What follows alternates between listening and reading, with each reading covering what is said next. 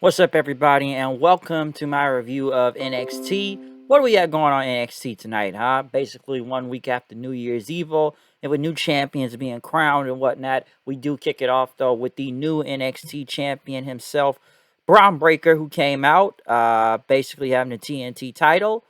He did get "You Deserve It" and "No, You Don't" chant, so I think the crowd's pretty 50-50 with him, or they're still not really rocking with him like that right now, and stuff, because it has looked like that for a while. Some would think because of the whole, and I've seen this online where people think he's one of the last things that, killed off the end of the black and gold brand and whatnot. Or some would think he's being pushed too fast. In a way, he is. The guy's only had like 12, 13 matches in general, but he really is that good. But some people wonder if he is really ready yet and whatnot. But I did notice that the crowd ain't really rocking with him like that all the way. He did get on the microphone, basically, saying that Tommaso Ciampa, thinking of not only being a great champion, but being a great human being. And that, he talked about how Ciampa had congratulated him and basically even went out the ring and paid, respect to his dad, Rick Steiner, even though they never mentioned Rick Steiner's name. But come on, we all know who his dad is and whatnot. But Breaker says, one thing he likes about NXT, there is no rest, there is no bye weeks. And, we got to keep the fans entertained every week. And he said he's going to be the best freaking NXT champion, and he's gonna prove it every single week and whatnot. So, anybody that wants to come out, like, come on, come face me. Any challenges, let's go. Like, when you come here to train, I've already trained. When you want to come look at the tapes, I already looked at the tapes. When you leave here early, I'm still staying here, okay? So if you want to come for the title, come on right now. Anybody out there. And as Breaker was leaving, Santos Escobar came out ready for his match. Basically, you have a little bit of a stare down between him and Breaker. So could Escobar be next in line for the title? I'm not really sure. But he was getting ready for his match against Zion Quinn.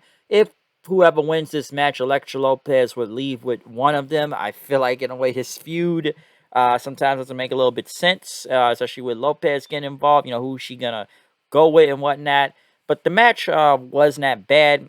I wasn't that, as we got to the end, no, Elektra Lopez had kind of stood in the way at several points, getting Escobar's way. And, Quinn even throwing him back in the ring, which, Elektra Lopez kind of, walked up to him, started filling up on Zion Quinn. And as Quinn turned around, she ended up kicking him in the nuts then. And Escobar ended up hitting the Phantom Driver as Legado del Fantasma still all ended up together. So hopefully this is the end of this whole feud and whatnot. Because I don't know. Like, yeah, hopefully this is over at this point. Because I don't even know where this was going to keep going throughout this whole time in this feud, okay? Would she leave? Would she not leave? What was going to happen with Elektra Lopez? But she's still sticking around with Legado and whatnot. But not a bad match, though. Mandy Rose, I guess, was doing a photo shoot by the pool. Her still retaining the NXT Women's Championship. Basically saying anybody wants to come for me, who's next, let's go. So, yeah, she's just basically just modeling right there with the title. Cameron Grimes back in the ring going against Damon Kemp. Damon Kemp, I guess what I've heard earlier tonight, that he is the brother of Gable Stevenson, Bobby Stevenson, his name is. So I do remember, yes, both him and his brother are signed to the company right now. But, his brother is in NXT. And as his, Gable's on Raw. We've been seeing him show up on Raw. He's just in the crowd, though. But Bobby here, or, Damon Kemp, he is on NXT right now. But basically, this is a showcase match for Cameron Grimes. Grimes getting the cave in and stuff, saying, he's ready for gold now at this point. So, will Cameron Grimes be going for a title at some point? We'll see what happens with him. But yeah, Grimes back in the fold of things. Joe Gacy was in the back of Harlan thanking the committee, basically, giving him a chance to be in the Dusty Classic and whatnot. And, it doesn't matter about size and skill and all that, or the winners. This is a safe space, he says, especially to their opponents, Idris Enofe and Malik Blade, saying that we're only rivals tonight, but we're not going to be rivals in life and whatnot. So, we had, like I said, a promo from Gacy, which him and Harlan did go against Malik Blade and Idris Enofe to see who's going to basically play in match, I guess, to see who's going to be in this whole tournament.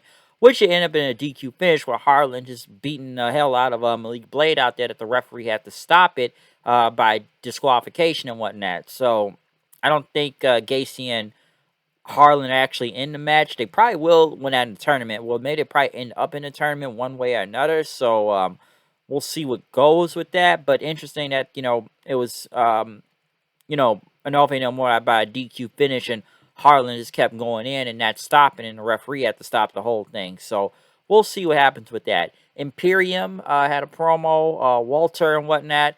Basically, talked about their statement and everything, and how they work hard on everybody else, and that we're not like Americans and whatnot. We don't go around and celebrate, or just take time off after we win gold. We keep going, we keep training, we keep basically build our success off of pain and suffering, okay?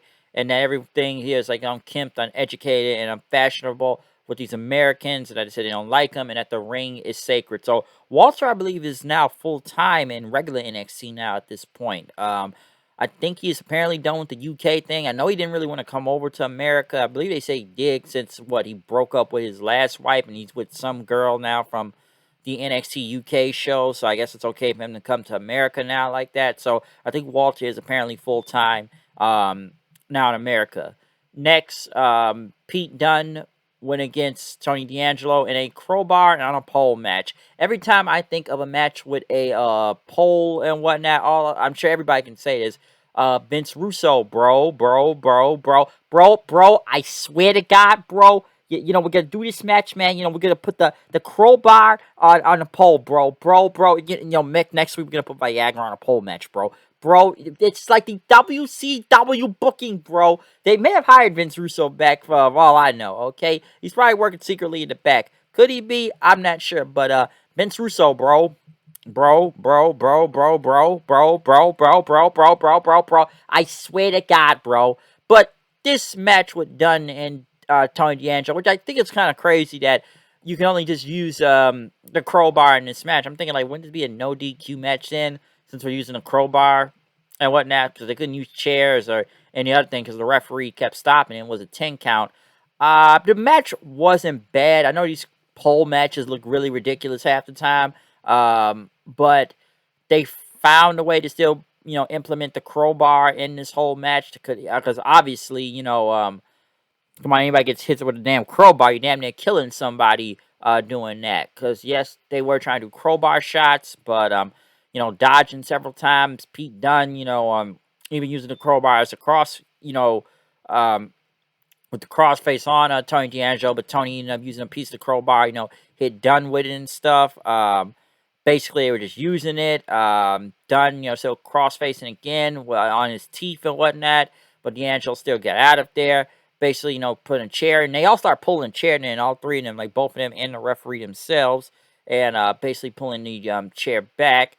Dunn tried to give him like the whole Kimura with the whole finger up, trying to bend the fingers and whatnot, but D'Angelo got to the ropes and pushing Dunn back to the bottom turnbuckle, and then use the crowbar and smack the dude in the face with it and won the match. Because like I said, if there was a regular crowbar shot, you could probably kill somebody with this, which that did look deadly at the end though, but they did find a way to sell a really good match by still using the crowbar in many multiple forms and whatnot, without just smacking someone across the face with it until the end. So D'Angelo getting the win over Pete Dunne. Pete Dunne, he's really not really taking any losses in NXT for a while till now. So I don't know what's next for this with him and Dunn, or is this feud over? I'm not really sure, but it's just still ridiculous when you think of the poll, like, bro, Vince Russo, bro.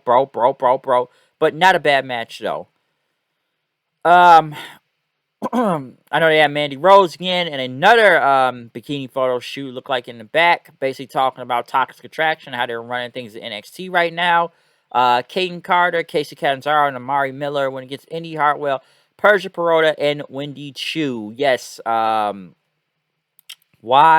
is she wrestling like she's about to go to bed with pajamas on? I'm surprised she was able to make this work.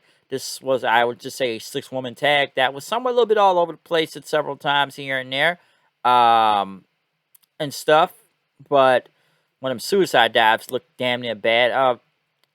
Bad, but Amari Miller them taking the pin after Perotti hit like a damn F5 out there, and then what was it? I think India like a big slingshot elbow from the top rope and whatnot onto Miller for the win. So what I seen from Wendy Chu, other than just kind of doing fucking what was it? That handstand, not handstand, but like basically backflip into an elbow or whatnot. That wasn't bad. So I don't really know much about Wendy Chu and need to see more. It's just this whole we've been seeing her sleep in the back several times with a pillow. Now it's like okay, she's wake up to wrestle now, but in her pajamas though, for whatever reason. MSK walked into the Dusty Cup. Well, the trophy right there. I guess they were champions before. Dakota Kai also talked about, we had this before her and Raquel. I guess she's talking about, but success can lead to breaking up. As I think what was it? Dez and Wynn said, "Don't you dare put that evil on us." Um, Dakota Kai said before actually walked away after that. So we'll see what happens there. Kaylee Ray, I guess, showed to Mandy Rose photo shoot was nobody there and started smashing all the cameras with a green baseball bat. Solo Sikoa went against Boa. Well, I guess the regular Boa, not the whole Great Muda Boa. What do I have to say about this match? It was like Uso chants. Basically, it ended up in a double countout, which both fought each other to the outside, and they fought to the back, which I guess that was the warehouse area, which Solo threw Boa over a crate, and the next a fireball comes out of nowhere, and then what was it? Boa's got the whole face paint that just happened to appear out of his face on something. Like, so I'm sitting there wondering sometimes, like, what is he? Is he the Green Goblin with the whole, multiple personality thing? Or is he the Great Muda? I have no idea where this is going. AJ Styles in the back kind of promo on Grayson Waller, talking about him being the main event, and talked about, let the Georgia Bulldogs win the national championships, giving him the momentum, saying he's going to go and win the Royal Rumble coming up also. So we'll see what happens with that. Carmelo Hayes and Trick Williams came in. My co-host is not really no fan of Trick Williams. He walks over the TV and whatnot, especially with these promos. Basically, him and Carmelo go together. Since, by the way, we didn't even see the Cruiserweight title out there. We just only saw the North American Championship out there. So no Cruiserweight belt. But, he said, like, him and Melo go together like peanut butter and jelly. Shaq and Kobe, Trick and Big Booty Hoes. I mean, Big Booty Women, same thing, okay? But just the guy likes to see some ass, okay? Don't blame him on that. Big Booty Women, he says. And, we talked the toughest challenge, and that was Roderick Strong. And basically, we silenced his title run. And then they had a 40 ounce in the ring and said, rest in piss to the ops. Okay, so I'm even sitting there like, rest in piss to the ops, huh? And even my coach, like, this, like, set us 30 years back. Like, this dude coming out with the 40 ounce and stuff. Like, I'm like, nigga, we in the 90s right now, some shit like that. Like, I'm like, rest in piss to the ops. Like, nigga, where you think we at right now? And Mello said that, we were walking cheat code and history maker in the physical form and stuff. We passing on, which, even, Trick, like, whoa, passing on. Like, not that passing on, okay? But, we going to show how it is out here. But AJ Styles came out, and once again, two times tonight, we've seen somebody walk past and have a stare down. We've seen it with Breaker and Santos. Now we've seen it with AJ and Trick and Carmelo now. So, we've seen this two times tonight. Um, but as Trick and Mello, I guess they want the keys back from the doorman out there. Grimes basically took the keys and started taunting him and whatnot. And 2021 Grimes, we're going to be doing some donuts in the car and whatnot. But this time in this year now, he's coming for that North American title and going to the moon. Okay, so because took the car and whatnot, it got jacked.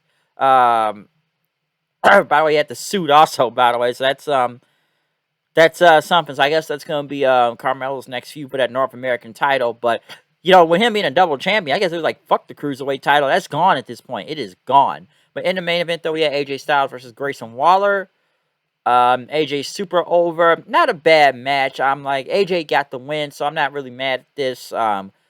It was good. I don't know why they putting so much stock in Waller, but they must really believe in him like that. But AJ, after getting a Pele kick and a brain buster, he hit the phenomenal forearm for the win and basically got on the microphone and told Waller, like, I give you that ass kicking and you're good, but you're not phenomenal. But I want to introduce to you to one of my friends in the back. Next thing you know, Eli Drake, LA Knight, we haven't seen him in weeks now, was back. He returned and went after Waller, basically chasing him out of the ring and knocking him and whatnot as they brawled and knocked him outside again with a clothesline. And as Knight and AJ Styles basically shook hands after that before the show ended. So good to see Knight back in the building and whatnot. Not a bad episode of NXT. I think AJ Styles being on there really helped and whatnot.